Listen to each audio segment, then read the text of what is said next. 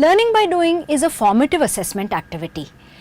What this means is that learners get sufficient and multiple opportunities to practice, to apply and get feedback on their work.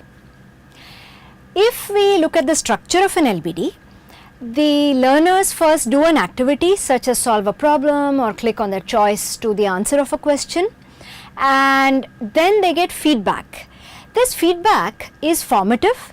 That means it helps the learner take stock of where their work is at the current point and helps them improve and revise their work so that they get closer to the learning goal.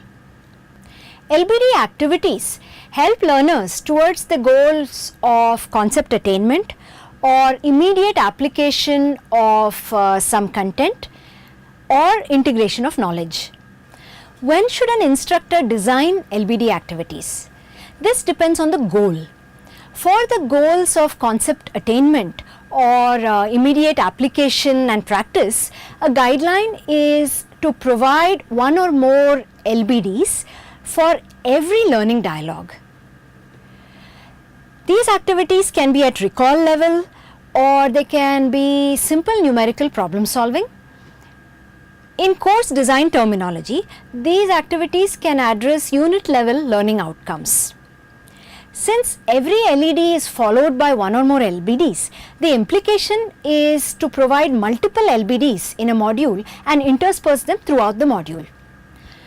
For the goal of integration of knowledge, the guideline is to assign a synthesized learning by doing activity after a series of learning dialogues and their associated smaller LBDs.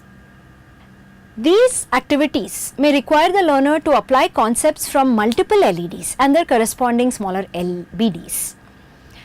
These activities can be at higher cognitive levels and address the broader course level learning outcomes. What are the types of LBD activities? Let's examine this first from a pedagogical perspective. An instructor might want their learners to reason conceptually or to predict the outcome of an experiment or demo, or to reason with representations, for example, translate between graphs and diagrams and text and so on. Another type of pedagogical goal an instructor might be interested in is to get learners to match or pair definitions and terminology. And of course, this problem solving, either short numerical problems or longer problems requiring a process, maybe a scenario based question, maybe an essay type question and so on. We can examine the different types of learning by doing activities from the perspective of what formats are available on the MOOC platform. For example, let's look at the IIT Bombay X platform. When an instructor wants to create an LBD activity, they click on problem and that gives them a list of available formats. For example, multiple choices, drop downs, numerical input, text input, and each of these can be available with or without feedback. If one clicks on the advanced type of problems, what's available is a circuit builder for courses which require those, or molecular structure, for example, in chemistry and so on. The pedagogical perspective and the formats available on the platform also are mapped to each other. For example, multiple choice questions can be used for conceptual reasoning, for prediction of an outcome, or for reasoning with representations.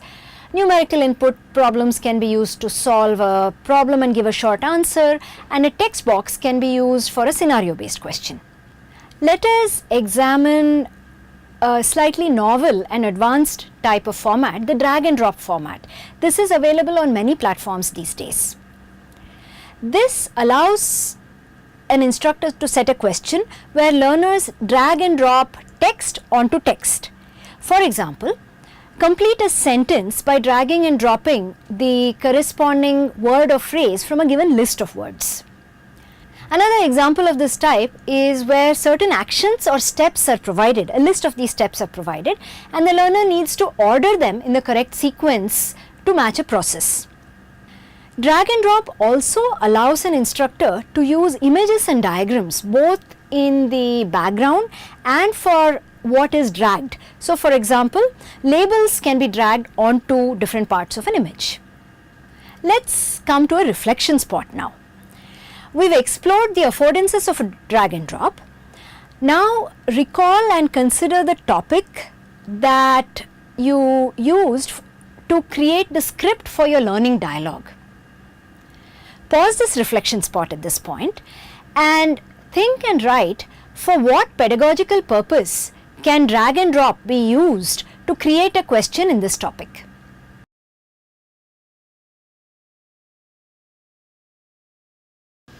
Drag and drop allows an instructor to create activities for various pedagogical goals. Some of you might have written that you will use such a format to create match the following questions. For example, given a set of technical terms and another list of definitions, the learner has to match the term with its corresponding definition. Some other instructors might consider creation of questions involving images and labels. For example, the learners have to drag and drop labels of different parts of a machine onto the correct spot on the image of the machine itself. Some of you now might have considered drag and drop to create categorization or sorting questions. For example, given a paragraph containing sentences, drag and drop the nouns into the noun category, drag and drop the adjectives into the adjective category, and so on. Computer science instructors might have considered using drag and drop for a sequencing activity. For example, in a programming course, you can consider giving fragments of a code and ask learners to order these fragments in a correct sequence so that the program is logical. To summarize, while creating an LBD activity, we need to start with the learning goal. Is it concept attainment, application, integration of knowledge?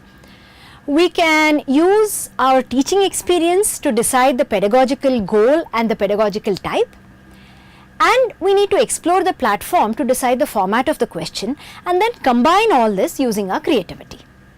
Now that you have written an LBD activity, thought about its format, and maybe even explored the technology options and created the activity, are we done?